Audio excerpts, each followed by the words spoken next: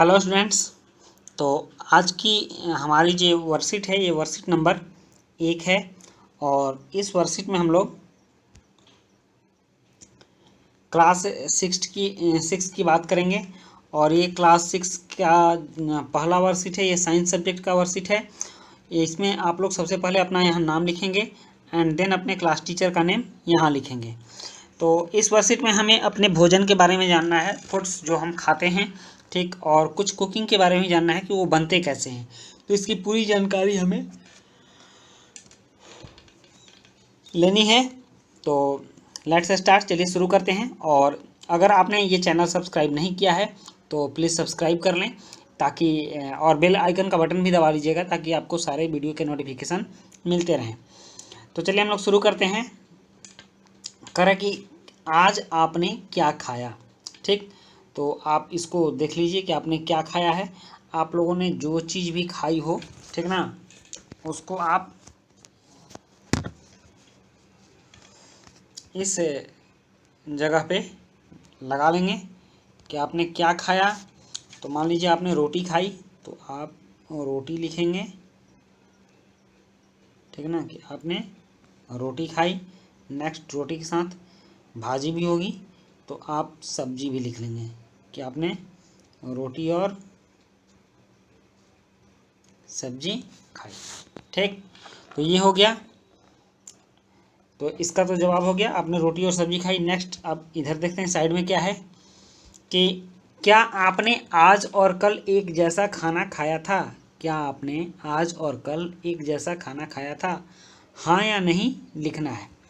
तो अगर आपने एक जैसा खाना खाया हो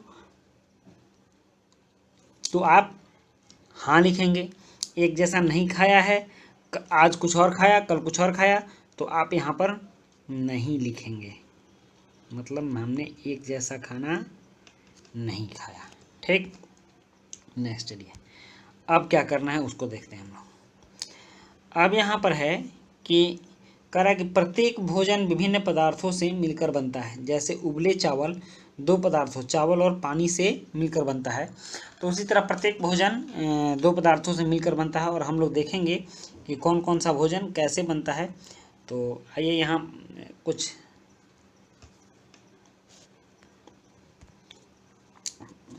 खाली स्थान में भरना है।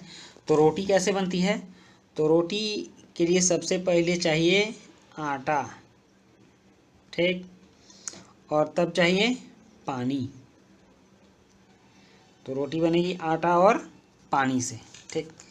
अब देखिए नेक्स्ट है आपका इसके नीचे में खीर कैसे बनती है। खीर तो सबको अच्छी लगती है, खीर सभी खाते हैं।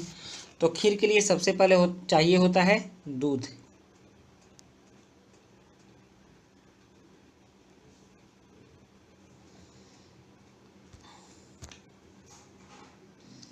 खीर के लिए सबसे पहले चाहिए दूध, तो हम यहाँ दूध लिखेंगे, दूध, ठीक।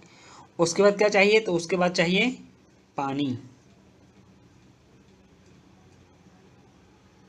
सॉरी, दूध के बाद आप इसमें पानी नहीं चावल डालेंगे।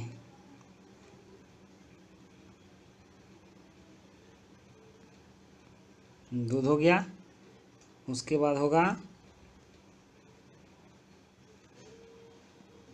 चावल, और तब इसमें इस जगह पर डालिएगा चीनी, क्योंकि खीर में ये तीन चीज़ें मस्ट हैं, दूध चावल और चीनी।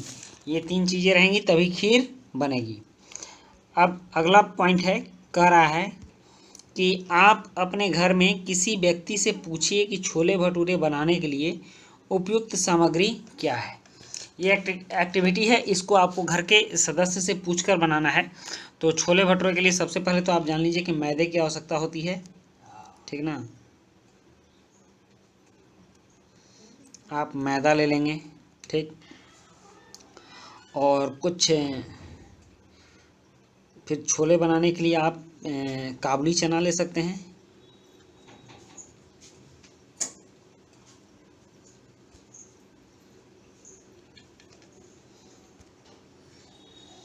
छोले के लिए आप काबुली चना ले लेंगे, ठीक ना।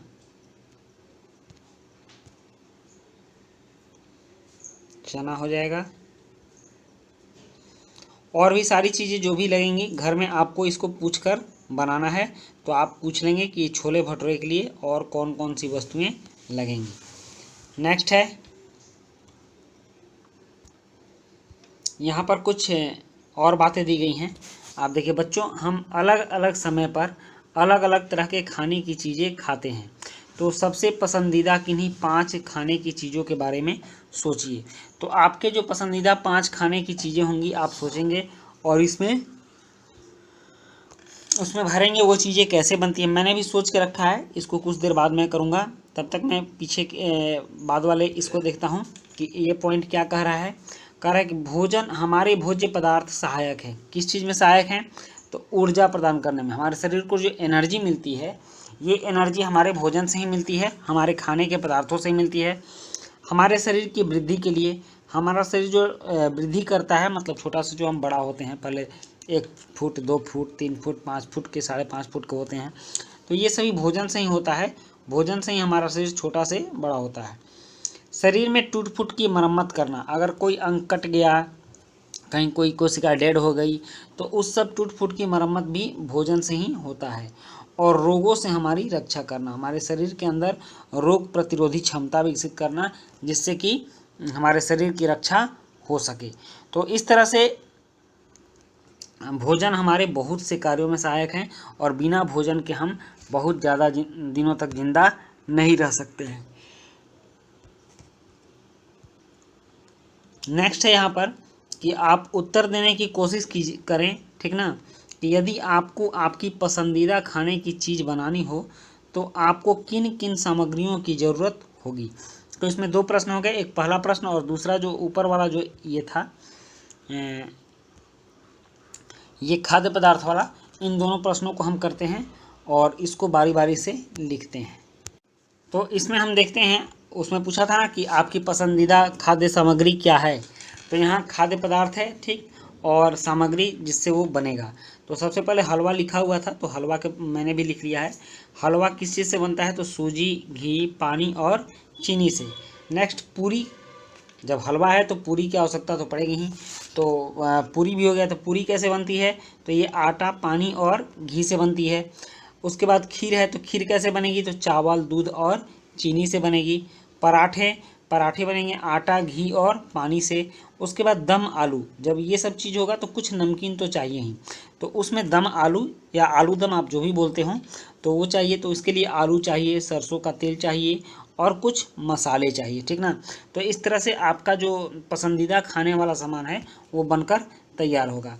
और नेक्स्ट प्रश्न है कि यदि आपको आपकी पसंदीदा खाने की चीज़ बनानी हो तो आपको किन किन आवश्यक सामग्रियों की ज़रूरत होगी।